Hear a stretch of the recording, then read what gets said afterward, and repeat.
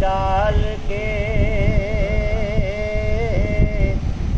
ایک مرد باوفا آنکھوں میں آنکھیں ڈال کے ایک مرد باوفا امریکہ اور روس کی بینائی لے گیا امریکہ اور روس کی بینائی لے گیا ہاتھوں میں لے کے حضرت عباس کا علم دنیا کو اتحاد کا پیغام دے گیا دنیا کو اتحاد کا پیغام دے گیا باللہ العلی العظیم اعوذ باللہ من الشیطان اللعین الرجیم بسم اللہ الرحمن الرحیم الحمد للہ الذی هدانا لهذا وما كنا لنهتدي لولا ان هدانا الله لقد جاءت رسل ربنا بالحق الصلاة والسلام والتحية والإكرام سر الله في كل موجود نقطة دائرة الوجود صاحب لواء الحمد والمقام المحمود مولا ومولى الثقلين جد الحسن والحسين أبي القاسم محمد اللهم صل على محمد وآل محمد المعصومين المظلومين المنتجبين أما بعد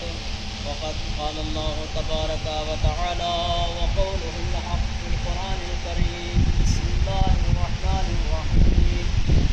يا أيها الذين آمنوا إن تنصروا الله ينصركم ويثبت أقدامكم صلوات اللهم صل على محمد وآل محمد حضرات سے گزارش ہے کہ ایک بار سورہ حمد اور ایک بار سورہ توحید کی تلاوت فرما کر آیت اللہ امام خمینی رحمۃ اللہ علیہ کی روح کو ہدیہ فرما دیں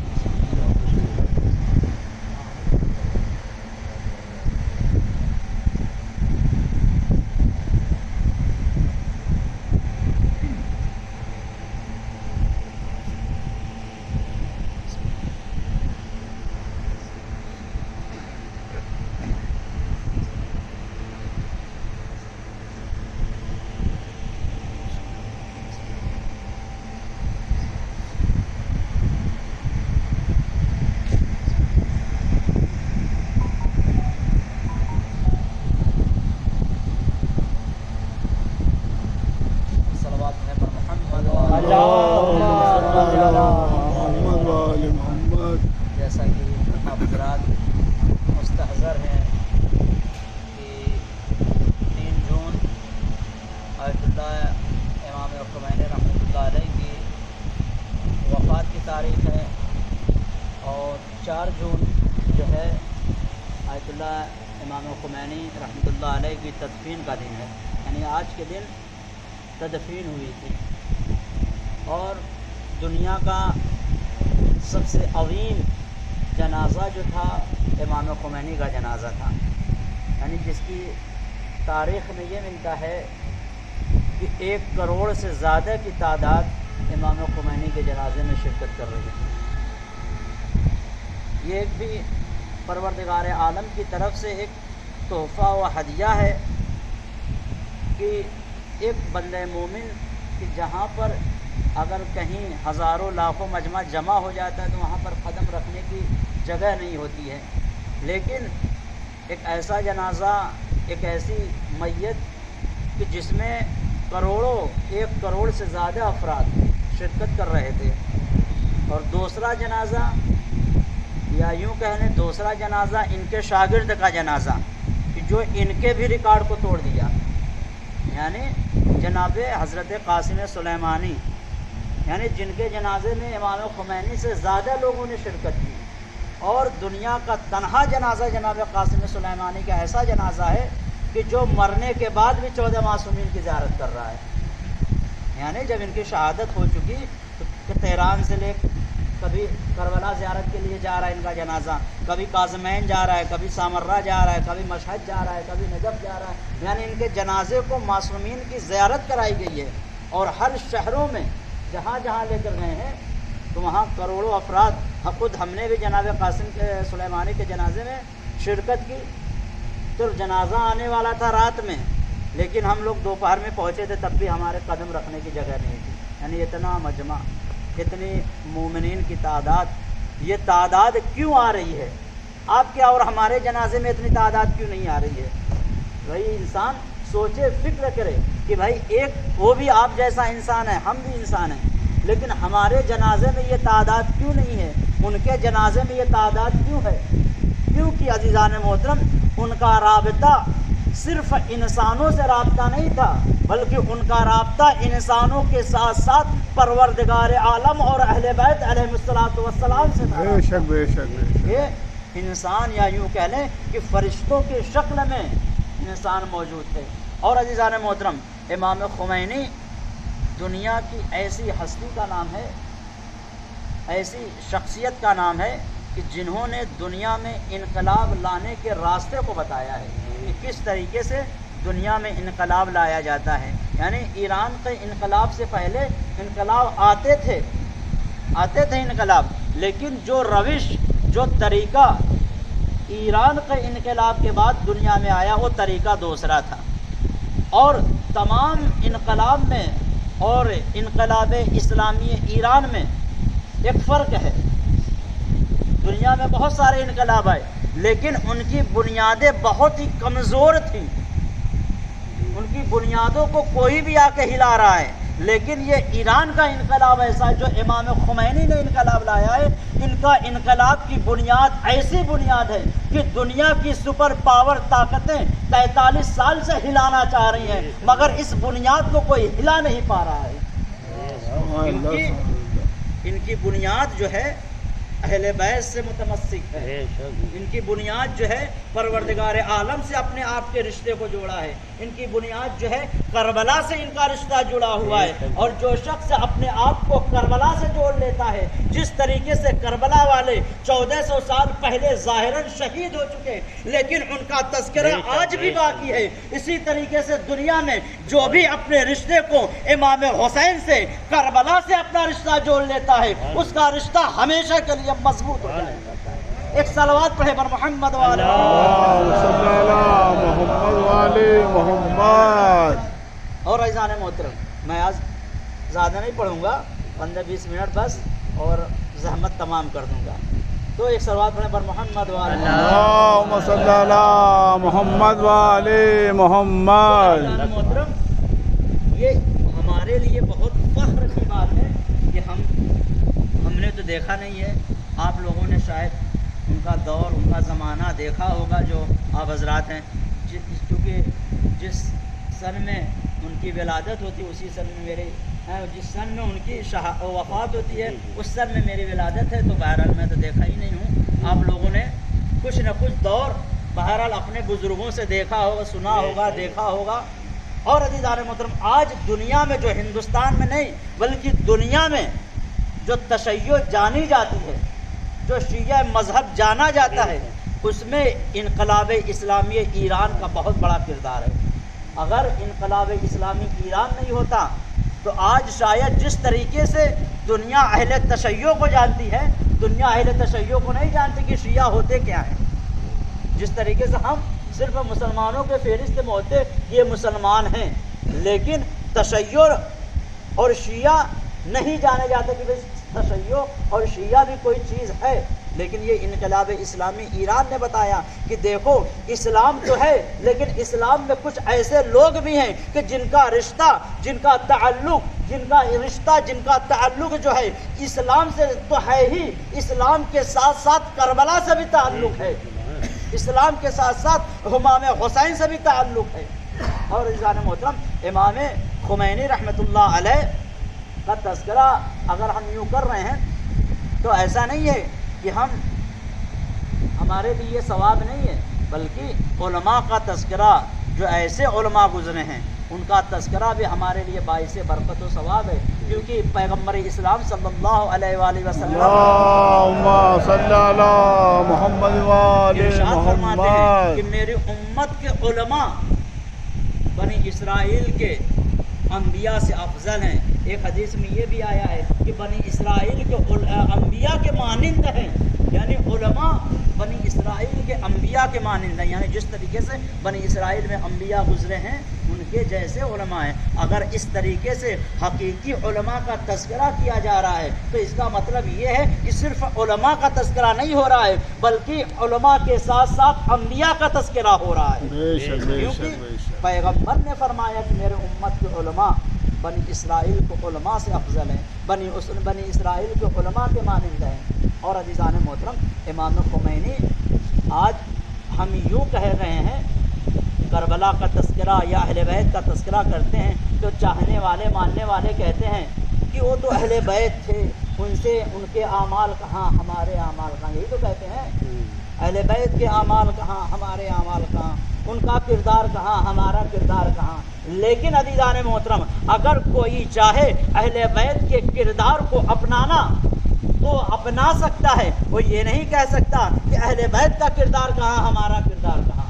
اور علماء نے ایک کردار اپنا کے بتایا ہے، اور امام خمینی رحمۃ اللہ علیہ صرف علماء فرماتے ہیں جو ان کے ساتھ کے پڑھنے والے ہیں، اور میں جس ہاسٹل میں امام خمینی رہتے تھے سردیوں کے زمانے کا یہ واقعہ، بھائی طالب علم ہے تو جوانی کے دور میں ہی طالب علم رہے ہوں گے، کہتے ہیں کہ جوانی کے عالم میں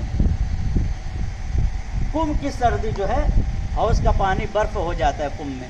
یعنی سردی کے جنوری اور دسمبر کے زمانے میں حوض کا جو پانی ہوتا ہے بالکل برف ہو جاتا ہے، جمع ہوا ہوتا ہے، صبح میں اٹھتے ہیں تو جمع ہوا برف رہتا ہے حوض کا پانی۔ یہ فرماتے علماء کرام کہ سردیوں کے زمانے میں امام خمینی رات میں اٹھتے تھے اندھیرے میں نماز شب کے لیے جوانی کے عالم میں، اور ایک واقعہ ملتا ہے کہ ایک دن کچھ طالب علموں نے رات کے اندھیرے میں کچھ ٹھک ٹھک کی آواز سنی کہ کچھ آواز آ رہی ہے۔ اب طالب علم کی آنکھ کھلتی ہے، وہ فوراً حجرے سے باہر دیکھتے ہیں، کیا دیکھتے ہیں، چونکہ اس وقت اتنا سسٹم اچھا نہیں تھا، انہوں نے حوض سے پانی کے لیے وضو کے لیے حوض میں چونکہ برف جمع ہے، پانی تو نیچے ہوگا اوپر برف ہوگا، تو وہ برف کو پھوڑ رہے تھے تاکہ پانی کا انتظام کر کے وضو کیا جائے۔ یعنی جب سارا شہر سو رہا تھا تو یہ جوانی کے عالم میں برف کے پانی سے وضو کر نماز شب کے لیے بیدار ہوتے ہیں، اور برفیلے پانی سے وضو کر کے نماز شب میں پڑھتے ہیں۔ اور ان کے بیٹے کہتے ہیں امام خمینی کے کہ ہمارے بابا نماز شب جب پڑھتے تھے تو ہم نماز شب میں ان کے لیے رومال ان کے مصلے پر نہیں رکھتے تھے، اتنا زیادہ گریا کرتے تھے پروردگار عالم کے سامنے، اتنا زیادہ گریا و زاری کرتے تھے اللہ کے سامنے کہ ہم ان کے مصلے میں ٹاول رکھا کرتے تھے، کیونکہ اتنے زیادہ ان کی آنکھوں سے دنیا کی بڑی بڑی طاقتوں کے سامنے، روس فرانس کی جب اس وقت روس سپر پاور تھا، اس وقت روس جب سپر پاور تھا، وہاں کے پریزیڈنٹ کے سامنے یہ سینہ تان کے کھڑے ہوتے ہیں، وہ جب ہاتھ ملانے کے لیے آگے بڑھتا ہے تو امام خمینی کہتے ہیں کہ ابھی میرے لیے نماز کا وقت ہے، مجھے ہاتھ ملانے کا ٹائم نہیں ہے۔ یعنی جو سپر پاور طاقت ہے اس سے کہتے کہ مجھے ہاتھ ملانے کا وقت نہیں ہے، ابھی میرے لیے اللہ کی عبادت کا وقت ہے۔ اتنی طاقت اور اتنا اپنے اوپر پروردگار عالم کا بھروسہ ہے، توکل ہے، لیکن جب اللہ کی بارگاہ میں جاتے ہیں تو اتنا زیادہ گریا کرتے ہیں، اتنا زیادہ روتے ہیں کہ رومال نہیں ٹاول بھیگ جایا کرتی ہے۔ اور عزیزان محترم ایران میں انقلاب آیا، انہوں نے تحریک شروع کی، انہیں کئی ملکوں میں جلا وطن کیا گیا۔ پہلے عراق میں انہیں شہر بدر شہر جلا وطن کیا گیا، کچھ سال عراق میں تھے، جلا وطن کی زندگی گزار رہے تھے۔ اس کے بعد عراق سے کویت گئے، وہاں ان کو جلا وطن کر دیا گیا، عراق سے کویت کی طرف، وہاں کچھ سال انہوں نے جلا وطنی کی زندگی گزاری، پھر وہاں سے فرانس جاتے ہیں، فرانس میں 8 سال انہیں جلا وطن کیا جاتا ہے۔ لیکن عزیزان محترم، یہ امام خمینی اتنے سالوں اپنی آدھی زندگی جلا وطن میں گزار دی، 8 سال فرانس میں اپنے ملک سے دور تھے، لیکن وہاں سے اپنے ملک میں تحریک جاری کر رہے تھے۔ اور ایک وہاں کا واقعہ بیان کر رہے ہیں، ایک ان کے ساتھ کے جو ہے بیان کر رہے ہیں کہ ایک دن دنیا کا میڈیا، صرف فرانس کا میڈیا نہیں آیا تھا، پوری دنیا کا میڈیا امام خمینی کے پاس آیا فرانس میں، اور امام خمینی سے انٹرویو چاہتا ہے کہ امام خمینی کا آج ہم انٹرویو لیں گے۔ پوری دنیا کا میڈیا، پوری ہندوستان و پاکستان، امریکہ، لندن، سارے جگہ کا میڈیا موجود تھا وہاں پر، اور ان کی خواہش تھی کہ آج ہم امام خمینی کا انٹرویو لیں گے۔ ایک مرتبہ جو ان کا پی اے کہہ لیں یا اسسٹنٹ کہہ لیں، جو بھی رہے ہوں، وہ آتے ہیں، کہتے ہیں کہ بھائی امام آقا، آج پوری دنیا کا میڈیا آپ کے سامنے آیا اور آپ کا انٹرویو لینا چاہتا ہے، آج آپ کو اچھا موقع ہے، اپنے پیغام کو اعلان کر دیں، اپنے پیغام واضح کر دیں، کیونکہ آج کا آپ کا انٹرویو جو ہے کسی خاص ملک کے لیے نہیں ہوگا، بلکہ پوری دنیا میں آپ کا انٹرویو پھیلے گا۔ ایک مرتبہ امام خمینی کہتے ہیں کون سا دن ہے آج؟ کہتے ہیں جمعے کا دن ہے۔ تو امام خمینی کہتے ہیں مجھے آج ناخون کاٹنا ہے، مجھے آج غسل جمعہ کرنا ہے، کیونکہ عزیزان محترم جمعے کے دن ناخون کاٹنا مستحب ہے، جمعے کے دن جمعے کا غسل کرنا مستحب ہے۔ یعنی کہنے کا مطلب یہ ہے کہ امام خمینی ایسی ہستی ہے کہ دنیا کا پورا میڈیا موجود ہے، لیکن مستحبات پر عمل کرنے کے لیے پوری دنیا کے میڈیا کو ایک طرف کر دیتے ہیں اور کہتے ہیں مجھے غسل کرنا ہے، مجھے ناخون کاٹنا ہے۔ جب عزیزان محترم مستحبات پر اتنا عمل کر رہا ہے تو اس شخصیت کا واجبات پر کتنا عمل کر رہا ہوگا؟ ایک صلوات پڑھے بر محمد وآل محمد۔ تو یہ ہے ذات امام خمینی، شخصیت امام خمینی کہ مستحبات پر عمل کرنے کے لیے دنیا کے تمام میڈیا کے افراد کو ایک طرف کر دیتے ہیں، کہتے نہیں آج جمعے کا دن ہے، پہلے میں ناخون کاٹوں گا کیونکہ ناخون کاٹنا جمعے کے دن مستحب ہے، غسل جمعہ کروں گا کیونکہ غسل جمعہ مستحب ہے، پہلے یہ انجام دے لوں گا، اس کے بعد اگر وقت بچے گا تو ان کو انٹرویو دیا جائے گا، ورنہ انٹرویو نہیں دیا جائے گا۔ تو عزیزان محترم یہ توکل اور اعتماد اور شجاعت کہاں سے ملی؟ کہ یہ توکل اور شجاعت کہاں سے ملی؟ عزیزان محترم ہمارے زندگی میں ہم چند منٹ، چند گھنٹے نہیں بلکہ چند منٹ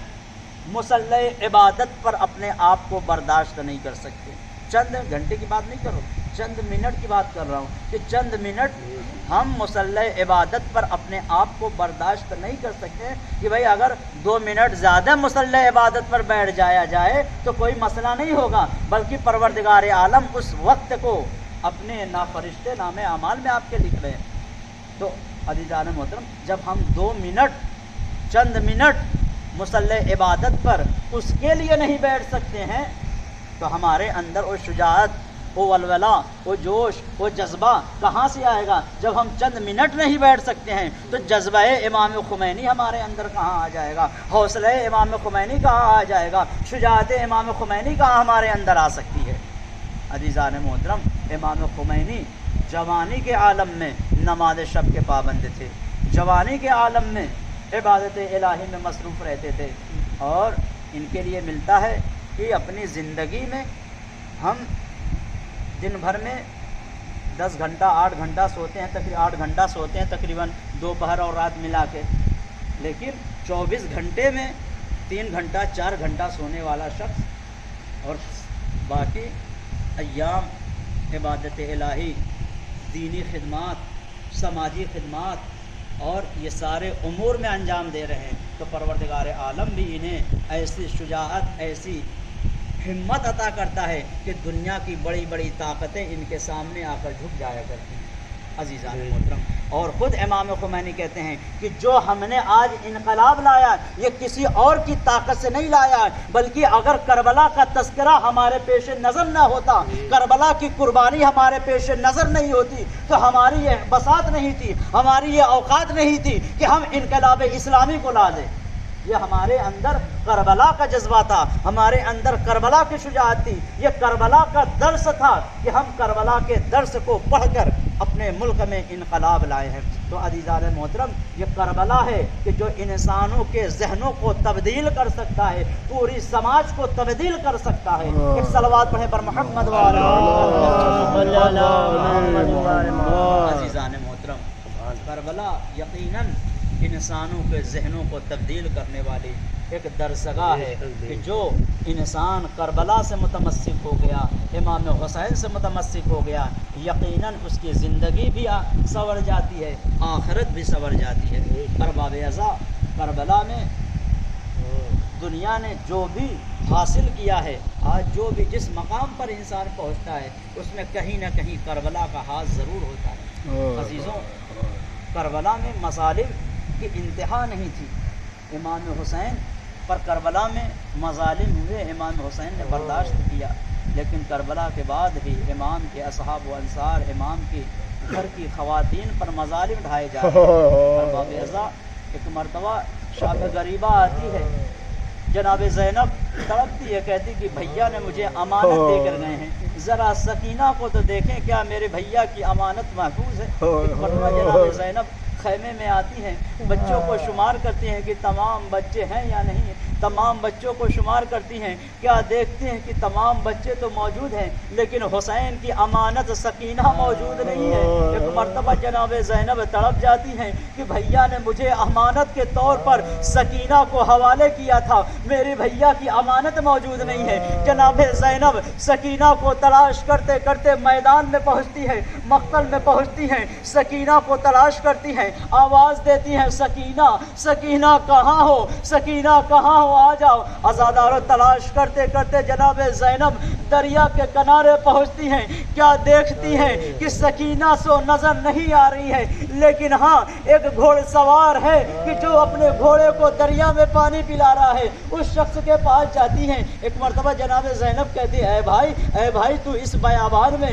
اس صحرا میں کسی بچی کو دیکھا ہے؟ ایک مرتبہ وہ شخص کہتا ہے، اے بی بی میں اس بیابان میں کسی بچی کو تو نہیں دیکھا، لیکن ہاں بی بی جب میں اپنے گھوڑے کو پانی پلانے کے لیے دریا کی طرف لے کر آیا تو کسی بچی کی اتنی دردناک رونے کی آواز آ رہی تھی کہ میرے گھوڑے نے اس آواز کو سن کر پانی نہیں پیا۔ عزادارو جناب زینب کہتی ہے، بھائی کس جانب سے آواز آ رہی تھی؟ وہ گھوڑ سوار کہتا ہے، اے بی بی فلاں نشیب سے آواز آ رہی تھی، فلاں جانب سے آواز آ رہی تھی۔ جناب زینب اس نشیب کی طرف جاتی ہیں، جناب سکینہ کو تلاش کرتی ہیں، کیا دیکھتی ہیں کہ ایک بچی ہے،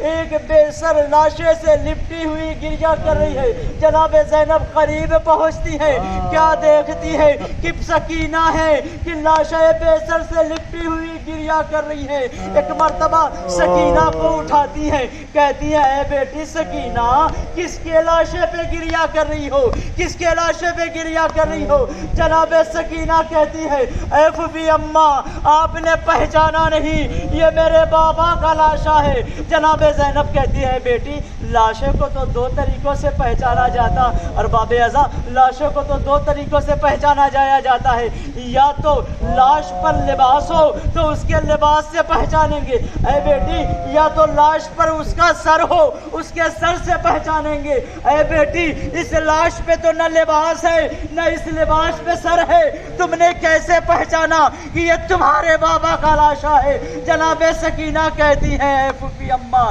جب میں اپنے بابا کو تلاش کرتے کرتے میدان میں پہنچی تو ایک مرتبہ اس بے شر لاشے سے آواز آئی، الیہ الیہ یا سکینہ، سکینہ ادھر آ، سکینہ ادھر آ۔ اے پھوپھی اماں میں سمجھ گئی یہ کسی اور کا لاشا نہیں بلکہ میرے بابا کا لاشا ہے۔ لعنت اللہ علی القوم الظالمین وسيعلم الذين ظلموا أيهم منقلب ينقلبون إنا للہ وإنا إلیہ راجعون۔ آپ حضرات سے گزارش ہے کہ ایک بار سورہ حمد 3 بار سورہ توحید کی تلاوت فرما کر عبداللہ امام خمینی اور تمام مومنین مومنات کی روح کو ہدیہ فرما۔